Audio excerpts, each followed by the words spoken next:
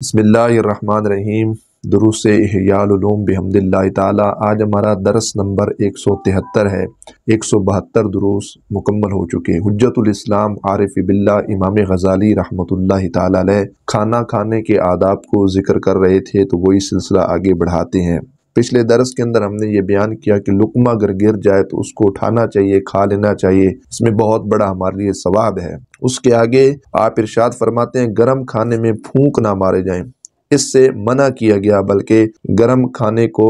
ٹھنڈا کیا جائے اعتدال کے ساتھ، جب وہ ہو جائے تو تب ہی اس کا استعمال کیا جائے۔ یہ روایت سیدنا جابر رضی اللہ تعالیٰ عنہ فرماتے ہیں، اللہ کے حبیب صلی اللہ علیہ وآلہ وبارک وسلم آپ کا فرمان ذیشان ہے، جو ہے گرم کھانا ٹھنڈا کر کے کھایا کرو، کیونکہ گرم کھانے کے اندر برکت نہیں ہے، برکت اللہ رب العزت اٹھا لیتا ہے۔ اور دوسری حدیث، حضور علیہ السلام کھانے کی بھاپ ختم ہونے سے پہلے کھانا تناول نہ فرماتے تھے، یہاں تک کہ گرم کھانے کی جو بھاپ ہوتی ہے وہ ختم ہو جاتی تھی۔ تو یہ گرم کھانا یہ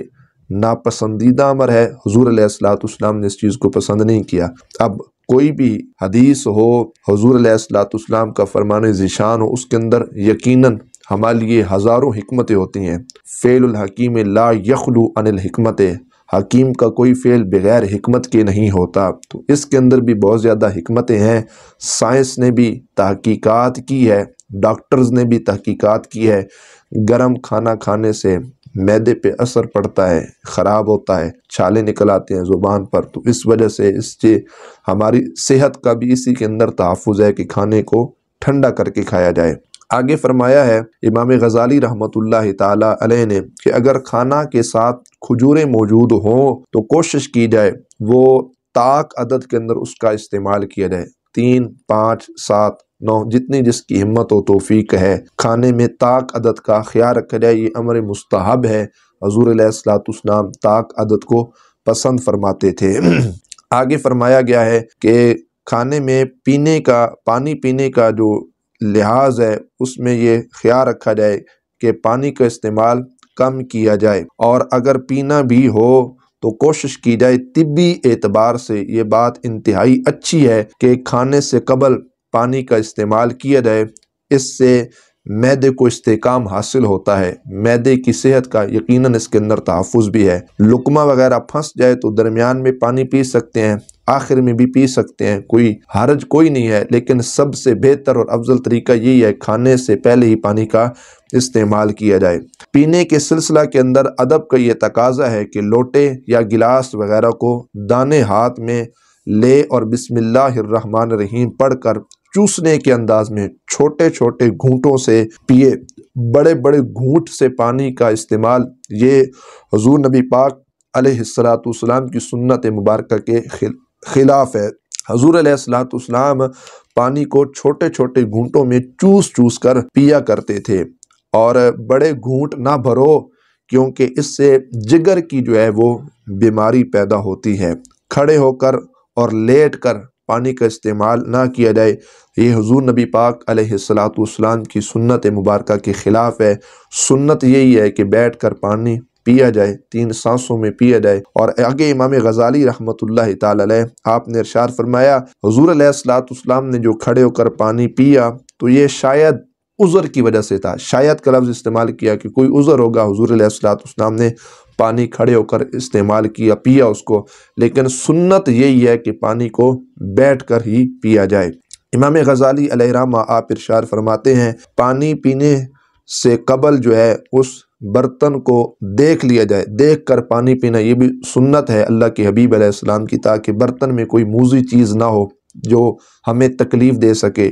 یا ایسی کوئی چیز نہ ہو جو گھونٹ بھرنے کی صورت میں ہمارے معدے تک پہنچ جائے، یا کوئی تکلیف دے والی چیز جو ہے وہ اس برتن کے اندر موجود نہ ہو۔ برتن میں ڈکار اور سانس نہ لے، اس سے بھی منع کیا گیا ہے۔ بعض لوگ پانی پیتے ہیں اندر ڈکار لے لیا، سانسیں اندر لی برتن کے، تو یہ بھی آداب کی کیا ہے جی خلاف ہے، بلکہ اسے منہ سے الگ کر کے الحمدللہ کہا جائے، پھر دوبارہ بسم اللہ پڑھ کر منہ سے لگایا جائے۔ نبی کریم صلی اللہ علیہ وآلہ وبارک وسلم کا یہی طریقہ تھا۔ پانی پینے کے بعد اللہ رب العزت جل جلالہ کا شکر ادا کیا جائے۔ پنجابی میں، اردو میں، عربی میں جس طرح ممکن ہو کہا جائے اللہ رب العزت کا شکر ہے، اس نے اپنی رحمت سے پیاس بجھانے والا بنایا اور ہمارے گناہوں کے سبب کھارا اور کڑوا نہیں بنایا۔ یہ بھی تو اللہ رب العزت کا شکر ہے، اس کی کرم نوازی ہے، اس کا فضل و کرم ہے۔ رب ذوالجلال جل جلالہ چاہتا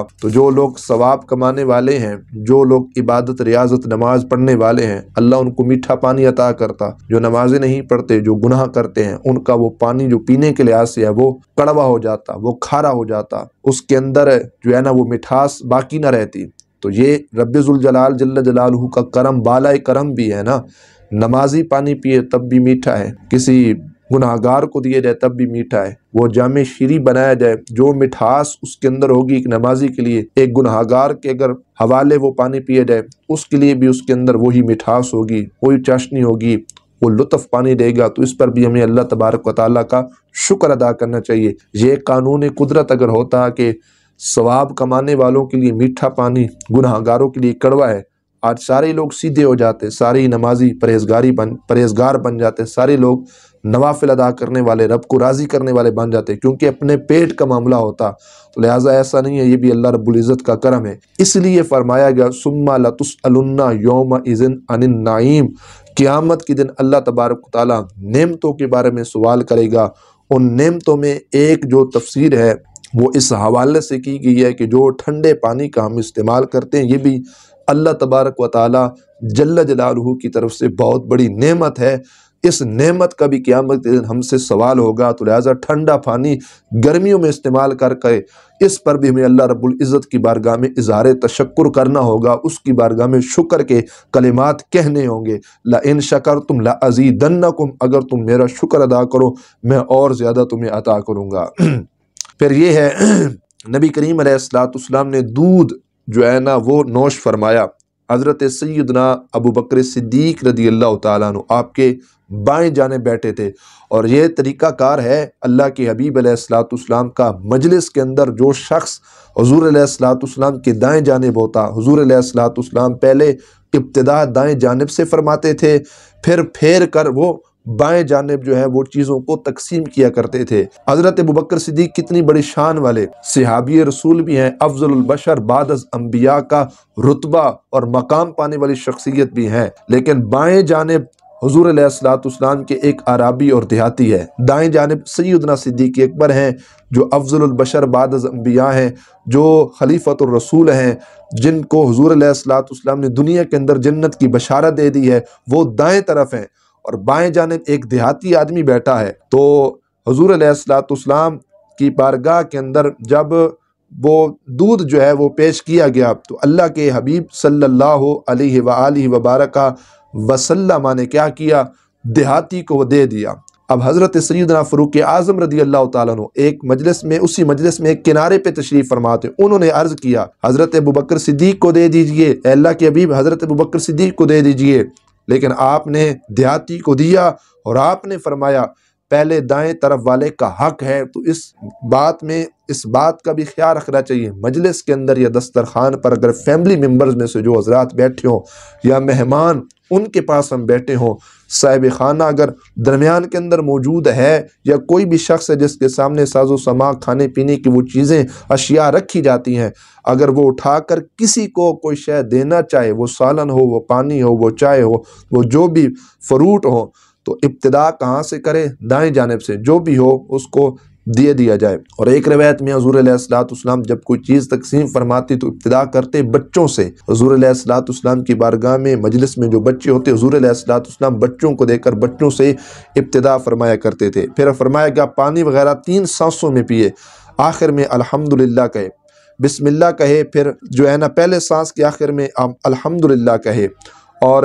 دوسرے مطلب جب ابتدا کرے گا ایک گھونٹ بھرنے کے بعد گلاس کو ہم ہٹائیں گے تو پھر اس کے بعد کہے الحمدللہ رب العالمین، پھر جب تیسرا سانس لیں گے ہم گلاس کو منہ سے جدا کریں گے، پھر کہیں گے الحمدللہ رب العالمین الرحمن الرحیم، یہ سب سے بہترین جو چیز ہے اس کو ذکر کیا گیا ہے۔ اس کے بعد کھانا جب کھایا جائے گا تو اس کے بعد انگلیوں کو صاف کرنے کا ایک طریقہ ہے، اس کو چاٹنے پر جو فضیلت ہے، انگلیوں کو کیسے صاف کرنا ہے، نبی کریم علیہ السلام نے کتنی انگلیوں سے کھانا تناول فرمایا، انشاءاللہ تعالی تفصیل کے ساتھ اس کو اگلے درس کے اندر بیان کیا جائے گا۔ اللہ تبارک و تعالی امام غزالی رحمۃ اللہ علیہ کے درجات بلند فرمائے، آپ کی قبر انور پر اللہ رب العزت کروڑوں رحمتوں برکتوں کا نزول فرمائے، اور آپ کی روحانی فیضان اور خصوصی توجہ سے اللہ تبارک تعالی ہمارے سینوں کو مستفیض فرمائے، جو کچھ بھی بیان کیا اس کو آگے پہنچانے کی، خود بھی عمل کرنے کی توفیق نصیب فرمائے۔ وآخر دعوانا ان الحمد للہ تعالی رب العالمین۔